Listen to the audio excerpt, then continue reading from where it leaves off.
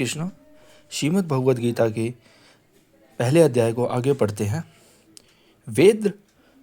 वेद शास्त्रों की प्रज्ञता श्री भगवतम में कहा गया है, जीवो जीवस्य जीवनम। एक जीव दूसरे जीव का आहार बनता है। अत्यंत आणविक जीव राशियों से लेकर सबसे विकसित जीव राशियों तक एक जीव का पोषण किसी अन्य जीव के विनाश से ही होता है। अतएव भौतिक अस्तित्व का आधारभूत सिद्धांत ही मूलतः हिंसाग्रस्त होने के कारण दोषपूर्ण है। अतः शांति लगभग हम सभी के लिए अपने निर्दिष्ट कार्य के निर्वाह से तथा इस विश्वास से प्राप्त होती है कि हमने जो किया है ऐसे ही किया है। इसी विचार में युद्ध और शांति के बीच का सूक्ष्म भेद निहित है, जिसे हम सही मानते हैं या जिस विचार को मानने से हम अनुकूलित हैं। दरअसल क्या वह सही है?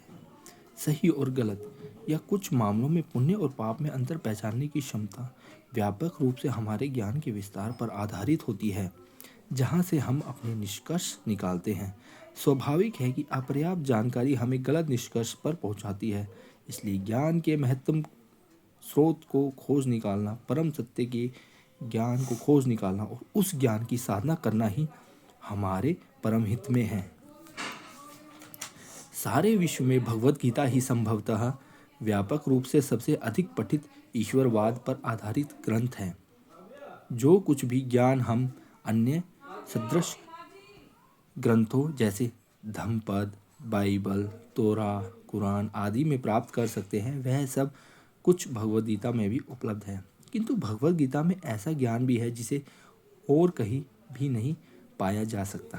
अतएव भगवद गीता ज्ञान के सभी अन्य शाखाओं से उत्कृष्ट है। आगे इन अनुवृत्तियों में भगवद गीता में निहित परम सत्य की ज्ञान की विस्तीर्णता की एक झलक प्रस्तुत की गई है। तत्पश्चात कुरुवंश के पितामह भीष्म ने दुर्योधन का उत्साह बढ़ाने के लिए सिंह की भांति दहाड़ते हुए अपने शंख को ऊंचे स्वर में बजाया। उस समय शंख, नगाड़े, ढोल और तुरहियां एक साथ बज उठे और उनकी सम्मिलित ध्वनि आकाश में गूंजने लगी।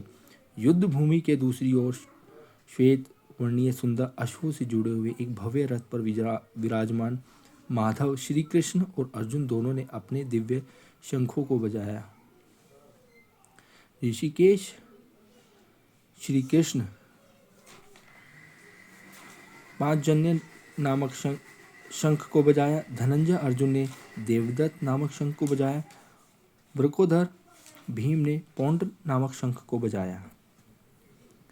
कुंती पुत्र युधिष्ठिर ने अनंत विजय नामक शंख को बजाया। नकुल और सहदेव ने अपने शंख सुघोष और मणिपुष्पक को बजाया। हे राजन, महान धनुर्धर काशीराज, महारथी शिखंडी, धृष्टद्युम्न, विराट, अजय, सात्यकी, द्रुपद, द्रौपदी के पुत्र तथा सुभद्रा पुत्र पराक्रमी अभिमन्यु समेत सभी ने अपने अपने शंखों को बजाया। आकाश एवं धरती में गूंजती हुई इस ध्वनि उद्घोष के कारण धृतराष्ट्र के पुत्रों के हृदय विदीर्ण हो गए। कुरुक्षेत्र युद्ध के आरंभ में ही दुर्योधन ने अपने विरोधियों के बल का कम आकलन कर एक सामरिक भूल की। संभवतः राज्य प्राप्ति के लोभ से अंधे होकर या चचेरे भाइयों पांडवों से अपने पुराने द्वेष के कारण वह इस युद्ध में यह सोचकर सम्मिलित हुआ कि उसके विरोधियों का बल काफी सीमित है।